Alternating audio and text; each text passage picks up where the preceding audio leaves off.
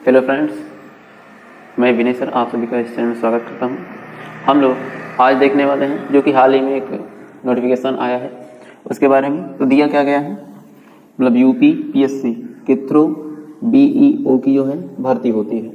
ठीक है, बीईओ एक ऑफिसर रैंक होती है जो कि ब्लॉक लेवल का होता है और भी कौन से विभाग में होता है, तो शिक्षा विभाग, जिसको खंड शिक्षा अधिकारी कहा जाता है। खंड शिक्षा अधिकारी, ब्लॉक डेवलपमेंट ऑफ, क्या होता है, ब्लॉक एजुकेशन। ठीक है, उसके बाद क्या रहेगा, ऑफिसर। क्लियर। तो इसको बनने के लिए योग्यताएं क्या होती हैं, सबसे पहले इसको समझ लेते हैं। एलिजिबिलिटी का मतलब क्या होता है, योग्यता, मतलब कौन लोग इसको फॉर्म इसका अप्लाई कर सकते हैं। तो इसका फॉर्म वे बच्चे अप्लाई कर सकते हैं जिनके पास ग्रेजुएशन हो, क्या हो, ग्रेजुएशन, और ग्रेजुएशन के साथ में उन्होंने बीएड क्या किया हो, बीएड किया हो, तो वे बच्चे इसको फॉर्म भर, मतलब इसका फॉर्म भर सकते हैं। ठीक।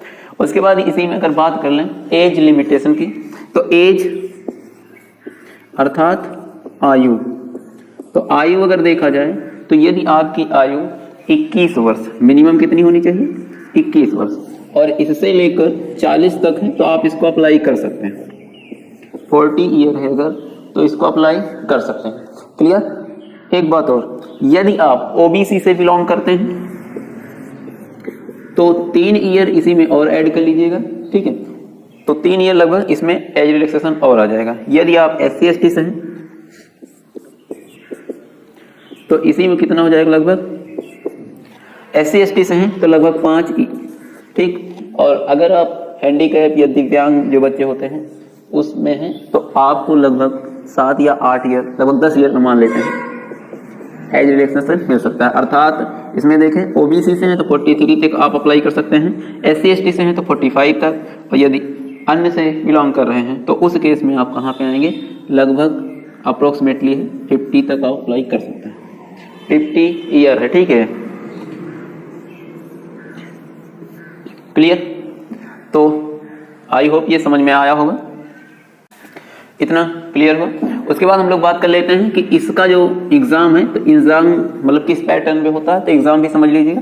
तो इसमें भी 2 प्रक्रियाएं लागू होती हैं। एक आपके पास होगा, ठीक, जिसको फर्स्ट एग्जाम या प्रीलिम बोलते हैं,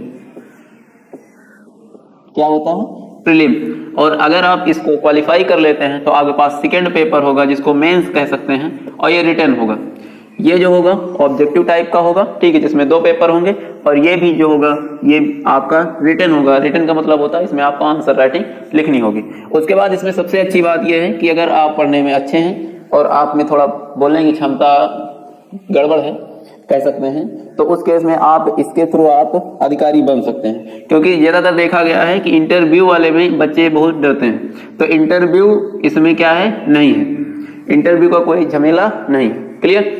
तो इसीलिए इसको अगर आप लोग ग्रेजुएशन कर चुके हैं और बीएड भी कर चुके हैं तो इसको आप अप्लाई कर सकते हैं।